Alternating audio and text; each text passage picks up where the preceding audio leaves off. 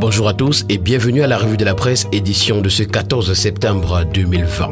Nous vous invitons également, mesdames et messieurs, à faire un tour sur nos différentes plateformes médias. Surtout, n'hésitez pas de vous abonner à notre chaîne YouTube, mais également à notre page Facebook Reflet d'Afrique Télévision. Commençons notre exercice quotidien ce matin avec le journal Le Jour qui titre en grande une « Maître Alice Com à Chantal Biya, il faut payer la pension de Germaine Aïdio ».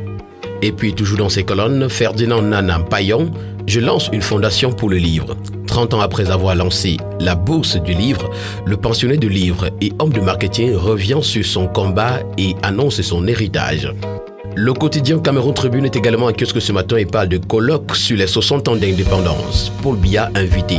Porteur d'une invitation du président Denis Sassou Nguesso à son homologue camerounais pour la rencontre prévue le mois prochain à Brazzaville, le ministre congolais des Affaires étrangères, Jean-Claude Ngakosso, a été reçu au Palais de l'Unité samedi dernier par le président de la République. Cette information complète se retrouve dans les colonnes du quotidien à Capitaux Public et Cameroun Tribune. Le tri-hebdomadaire régional d'information du Nord Cameroun, L'Œil du Sahel, ce matin nous parle d'insécurité. Boko Haram fait 12 morts dans l'extrême nord, nous fait savoir le journal ce matin dans ses colonnes. Et puis Adamawa, le parcours du combattant du tronçon Gaoundéré-Tinière. Mutation pour sa part s'intéresse au coronavirus, les barrières tombent. Port du masque, distanciation physique, lavage de mains, le journal nous fait savoir ce matin que les consignes de protestation sont de plus en plus bafouées au Cameroun. Les bonnes vieilles habitudes ont repris le dessus alors que le combat contre la pandémie n'est pas encore gagné. Cette information se retrouve des pages 5 à 9. Pour le messager de ce matin, c'est l'agence de régulation des télécommunications qui intéresse. Le calme après la tempête est la grande interrogation posée ce matin à la grande une du journal. Passer les manœuvres souterraines prétend des velléités de tension entre le DG et la PCA, l'agence de régulation des télécommunications à l'épreuve des chantiers de la bonne gouvernance. Cette information se retrouve en page 3. Bamongoum, du Rififi à la chefferie et puis régionale, Atangandi au tribunal de l'UDP. Le tri-hebdomadaire Le Soir parle de régional, guerre des tranchées dans le RDPC. Et puis, campagne cacaoyère 2020-2021, vigilance, confiance, résilience pour une production intelligente, nous fait savoir le journal ce matin.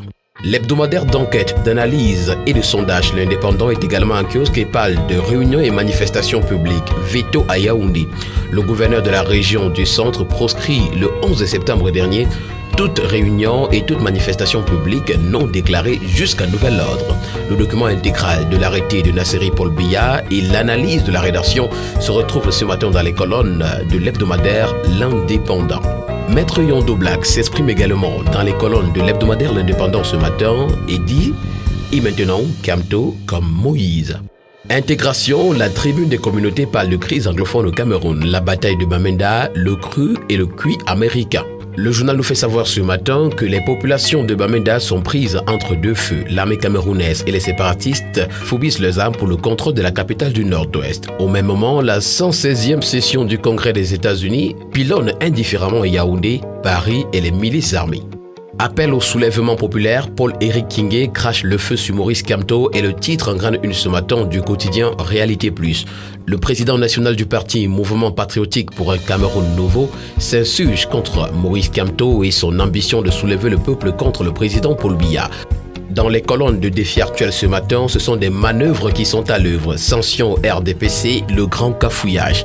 Déjà accusé de régler des comptes au nom d'une caste de fonctionnaires soupçonnés d'avoir pris le parti en otage, la commission Moussongué a également fauté en sanctionnant des personnes n'appartenant pas au RDPC. L'hebdomadaire de Zéphirin Koloko L'Avenir parle ce matin de promotion du Made in Cameroun. Mbarga Atangana lance la campagne cacaoyère 2020-2021. La Voix du Centre a choisi de présenter à sa grande une ce matin Jean-Marie Abouna, maire de Yaoundé 1. J'aime mon parti, j'aime mon président. 7 mois après son élection, l'édile se confie sur ses ambitions, son parti et ses convictions politiques. Pour le bi-hebdomadaire L'étudiant, enfin, les résultats du baccalauréat 2020 sont disponibles. L'Office du baccalauréat du Cameroun a rendu son verdict jusqu'au vendredi 11 septembre. Les candidats sont fixés sur leur sort, certains célèbres et d'autres pleurent. Le 80-70 n'inspire pas confiance chez les parents qui s'assurent via l'ancienne méthode, nous fait savoir le bi-hebdomadaire ce matin. Et puis, crédit scolaire, une issue pour financer l'année des enfants. Le journal Le Quotidien paraît ce matin et nous parle de la révolution agricole du président Paul Biya en marche dans l'océan. Le mois des martyrs se célèbre également au Cameroun dans les colonnes de Le Quotidien ce matin que l'esprit de Mpodol nous donne plus de courage et la titraille ce matin en petite une. Écho d'Afrique parle de Sérail. Henri Yébéaïssi, le démineur au service du chef de l'État. En prenant fonction au ministère des Domaines, du Cadastre et des Affaires foncières, le natif de la Léquier avait compris que sa désignation à ce poste ne pouvait aucunement être une partie de plaisir. Office du bac également, Minkoulou Roger mangeait dans toutes les sauces. Des réseaux tapis derrière la ministre des Enseignements secondaires veulent en découdre avec le très brillant directeur de l'Office du baccalauréat du Cameroun, nous informe ce matin.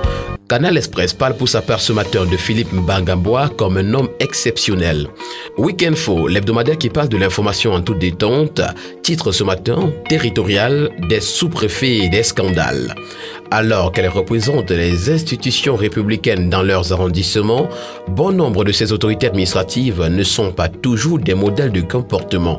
Elles sont impliquées dans les faits bien graves. Retour sur quelques cas ce matin dans les colonnes de Week-Info.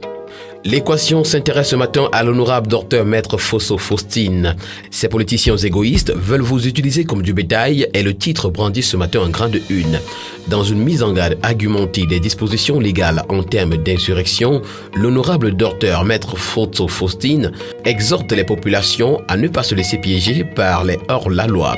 The Guardian Post, which also released this morning, is talking about government who swings into actions against CRM, bans unauthorized public manifestation. Résultat du baccalauréat général 2020 dans les colonnes de Essingan ce matin, le Grand Sud en chute libre.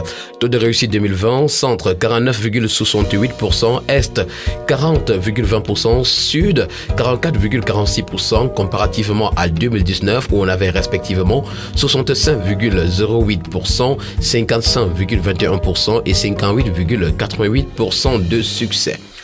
Le journal Repère est également en kiosque ce matin et s'intéresse au rassemblement démocratique du peuple camerounais, le temps des marchandages. D'après le journal, le RDPC est en plein processus de sélection de ses candidats pour les premières élections régionales jamais organisées au Cameroun. Opération d'investiture qui charrie déjà des petits arrangements de toutes sortes. Dans les colonnes du bi-hebdomadaire, la météo ce jour, c'est la diaspora qui est pour la réouverture de Vision 4.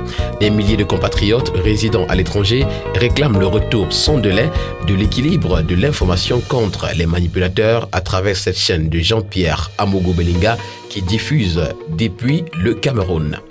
Élection régionale dans le centre, Tim Yevuna divise les dignes fils du Fundi, nous fait savoir ce matin le quotidien L'Épervier.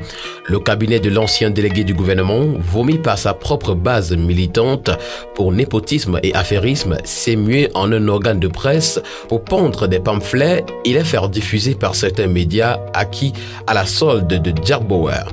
La bande à Tim Yevuna a tercé certains fils du département du Fundi de mauvais génie à la manœuvre pour le scrutin devant conduire à l'élection des conseillers régionaux le 6 décembre 2020.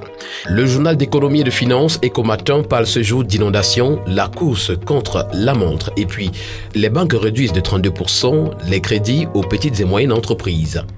Le quotidien L'économie parle ce matin de programme spécial, une conjoncture économique préoccupante à l'extrême nord. Le gouvernement se penche enfin sur les problèmes de développement dans cette région après avoir mis l'accent sur les questions sécuritaires depuis le déclenchement de la crise de Boko Haram, nous fait savoir le quotidien L'économie. Pour le financier d'Afrique, on s'intéresse au management, guerre ouverte entre le DG et le DGA de Camerco. Par échange de correspondance, les deux premiers responsables de la compagnie aérienne étalent au grand jour leurs divergences internes. L'hebdomadaire Leader Press parle ce matin de gouvernance. Ketia Koutes trahit la confiance de Chantal Biya, nous fait savoir le journal. Mesdames et messieurs, c'est ici que prend fin cet exercice quotidien de la revue de la presse. Merci d'avoir été des nôtres. Merci surtout pour participer significativement à la vie de la presse au Cameroun. Rendons-nous dans un kiosque et offrons-nous au prix de 400 francs seulement notre journal. Merci à tous et bon début de semaine.